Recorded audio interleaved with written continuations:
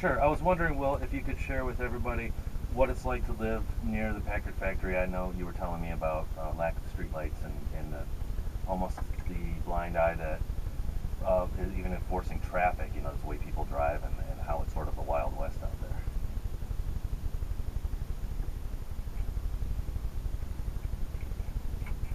General area of the Packard plant. So it itself, I would say, has zero impact on us directly.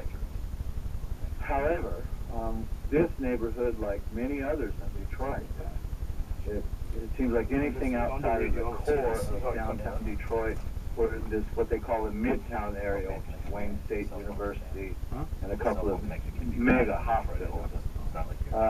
The whole rest of the town, some 600 square miles, is really a mix of terribly blighted neighborhoods. And what I mean is, maybe you'll have one house on the street, and maybe there'll be all the other houses there, and they're all burned out, boarded up, falling down, looking like they're throwing up all their insides out onto the street. And there's a lack of street lights. We heard, not the only night we've heard gunfire, we heard 11 gunshots fired behind our building, and the police never came. I called twice. And we had streetlights. We live on a medium arterial street here. And there used to be 2 streetlights that you could see from our property. Now there's 0.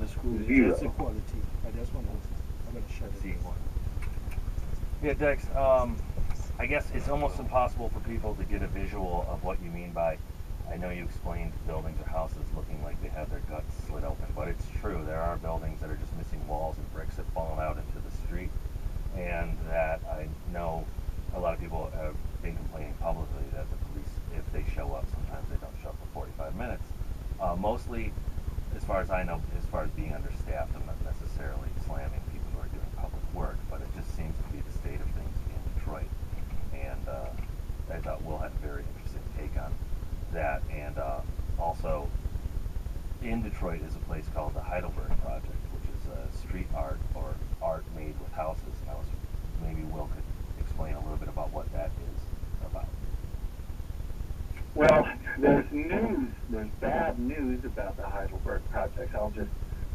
We'll talk a little bit about it first.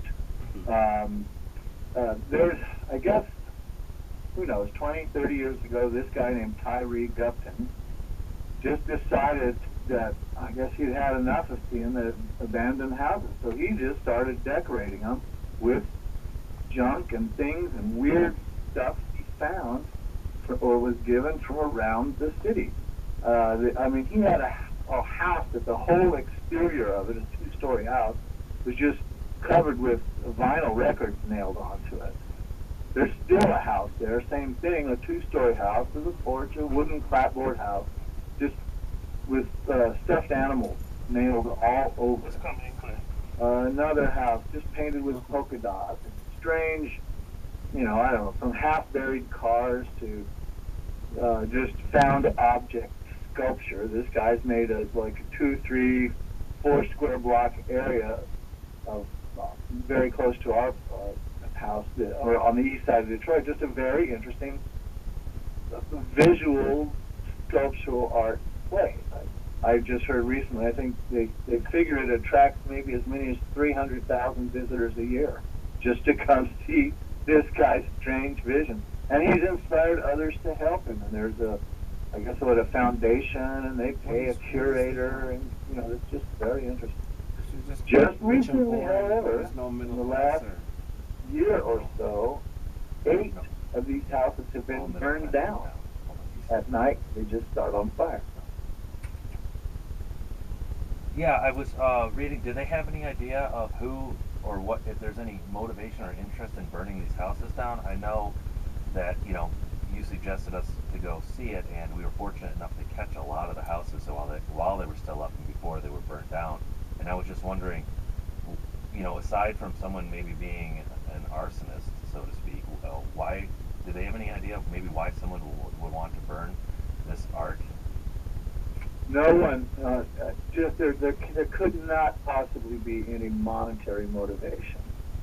So, and they're not that big, and they're easy, you know. Finding a house to burn in Detroit is not a difficult thing to do. So someone who's targeted that area, it seems just after, I just suspect young, drunk kids or somebody, or maybe somebody has an attitude against the guy, the Tyree Gupton. But there's other folks that live in that neighborhood right there, and man, you don't want a fire next to your house. It's a bad, bad thing. The views and opinions expressed on this